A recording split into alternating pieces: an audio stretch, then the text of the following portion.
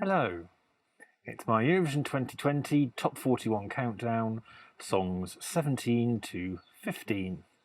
Well, welcome to Matt Loves Eurovision. As ever, please do subscribe or click on that notification bell. Also, please do comment, share or like below.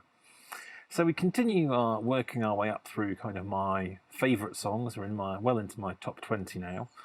And we'll start off with number 17, which is Belgium, Hooverphonic and Release Me. You're all I want, a dangerous me. It's wrong to keep you close to me. And if you dare.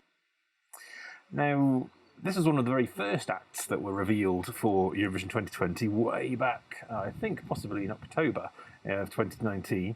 Hooverphonic are actually a band that have been around a very long time, since the mid-1990s, or at least two of their founder members have been around since then. Their current vocalist, Luca, she's not been around quite as long. She only joined the band last year, and she's actually younger than the band is in terms of years. This song, Release Me, is very Portishead meets Bond theme, and it's quite a change in feel and tempo from some of the other songs that were around in the 2020 contest. You can certainly get that mid-90s feel from this, but it doesn't feel old. They toured with bands like Massive Attack back in the 1990s, and they've had a really long and successful career. Obviously, since through all these various weeks, Eurovision have released what would have been the semi-final running order, and Belgium didn't get a very good slot. In fact, it's slotted in between some much more up-tempo or kind of otherwise sort of eye-catching songs, and so I do wonder whether it would have qualified for the final. But it's definitely a quality song. There's been some disquiet in the fandom, I think, by some of the comments that one of the founder members, Alex Kaye, has made in the past or in the recent weeks around about the contest and how he feels about it, and that was before it was cancelled. And also, most recently, he refused to participate in the sort of the Eurovision Shine a Light sort of special program where all the artists did a special performance of singing along to Love Shine a Light, because apparently he loathed that song, and he doubled down on his decision not to do that or not to allow the band to sing it. Have to be said, Luca, she did appear on screen during the show, but was unable to sing it. But yeah, Hooverphonic will be back next year, apparently with an up-tempo song. Or a more up-tempo song, but it does remain to be seen whether their standing in the fandom recovers by then. At 16, it's Russia, Little Big and Uno.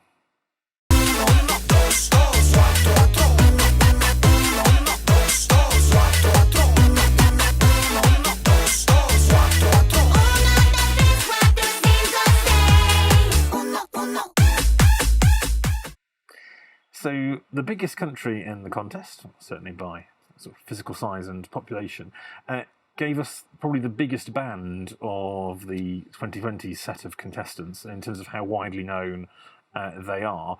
And they're almost exclusively famous from YouTube and from their being a viral hits.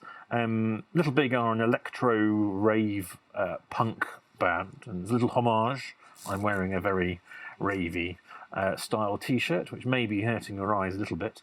They're very, very well known in Russia and through much of Eastern Europe and sort of the former Soviet Union, and they're even well known in the UK, or have been known in the UK, with their big viral hit sort of Skibidi, which I'm sure you may well know. There was a lot of intrigue and excitement when sort of Russia announced that Little Big were going to be the representative. Of course, it came right near the end of the Eurovision season, as traditional for Russia, leaves it very much to the last moment. And then I think fair to say the release of the song a few days later did not disappoint.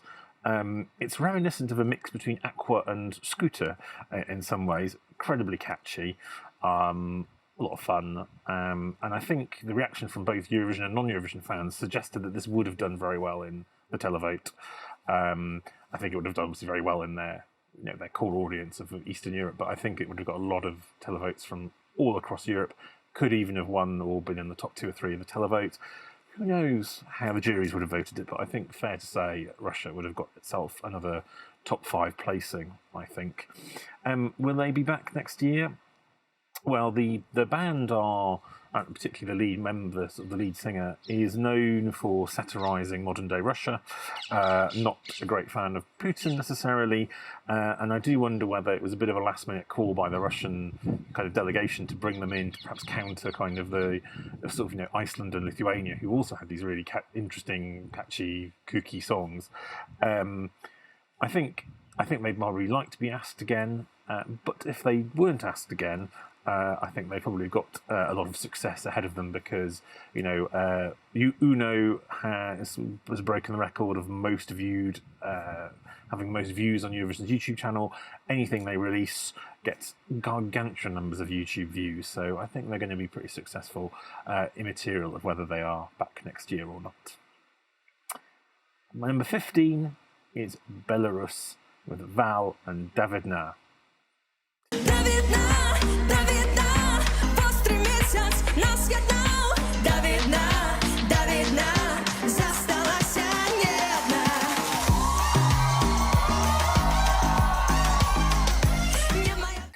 So I'm sure this is probably, I think this will be the biggest surprise of my top 20, or even probably on my top 25, given that poor Belarus has ended very low in most of the fan votes and some of the online polls and voting. I think underrated is what this song is. This entry is. I really like it. It was a bit of a surprise winner of the Belarusian national final. There were certainly some interesting entries in that final, which I'm quite relieved didn't win. But when I sort of saw it and listened to it, I've really enjoyed it. I think it's, I think it's really nice to have a song, quite a modern song, sung in the native language, Belarusian, and Belarusian has only been once before sort of performed at the contest. Val are a duo of singer-songwriter Valerie and producer Vlad, and Vlad also produced 2017's entry, which was also all in Belarusian, which I also liked, I have to say. That was more of a folk pop song. I don't know whether the two of them are actually a couple, judging from some of the lockdown videos, but please do let me know in the comments if I've got that right or whether I've somehow picked that up somewhere else. There's quite a strong electro-pop element to this song, which, as you may have seen from some of my other choices, I do enjoy electro-pop. But I also really like her vocal, Valerie's vocal in this, and I just think I think it's a very underrated song. I have to say, I don't think it would have done that well at the contest. I suspect it would have been underrated by juries and televoters as well. I do hope we'll see them again because I think they're a really talented duo. They seem to be able to sort of blend and sort of adapt to all sorts of genres or take songs from different genres and make them their own. So we'll see whether they are back next year or whether or not Belarus opts for another national final. And we'll be seeing you again soon as we head further up my top 20. Take care.